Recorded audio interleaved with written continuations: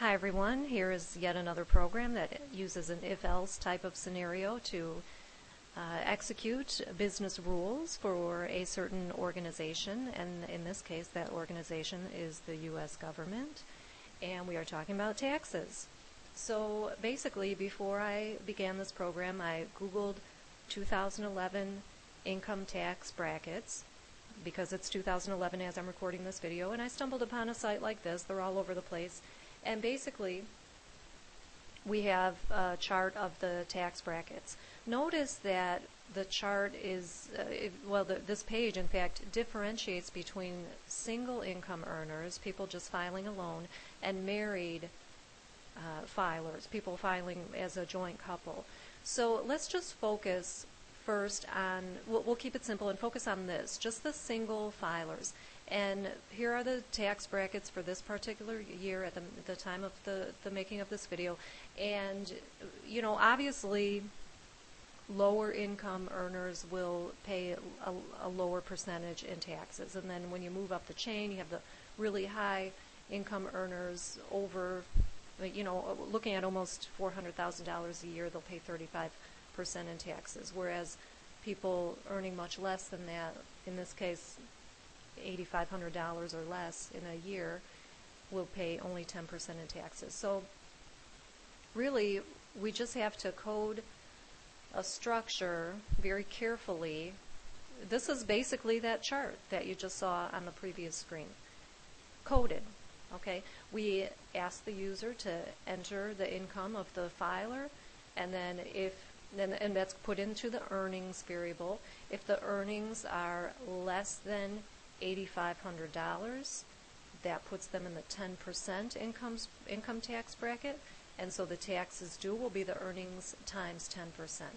Okay? If the earnings are between $8,500 and less than $34,500, then they are in the 15% tax bracket, and so on up the chain. If we've made it this far, we are in the greater than 379,000 or whatever that number was. Yeah, $379,150.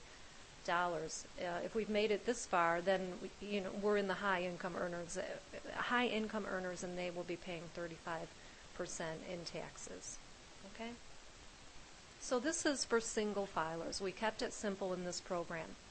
Now, your regular person, walking into H&R Block or whatever, one of these tax preparation offices, they can be either a single filer or part of a married couple. So how would we code that type of scenario, a slightly more complex scenario?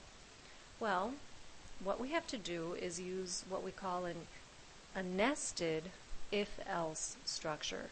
You think of something nested, those dolls, those Russian nesting dolls where you open them up and then there's a littler one inside, and then you open that one up and there's an even littler one inside. Those are called nesting dolls. And a nested if-else structure is when you have an if-else inside of an if-else. And this is a very common thing to want to do in programming, and we would have to do it in a scenario like this. So first things first. Well, here, let me run the program.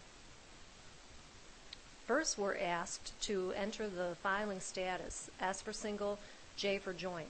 So I will enter J for joint here. Okay, and let's say the combined earnings for this particular couple is $100,000. Okay, be careful not to type commas when you're entering money value.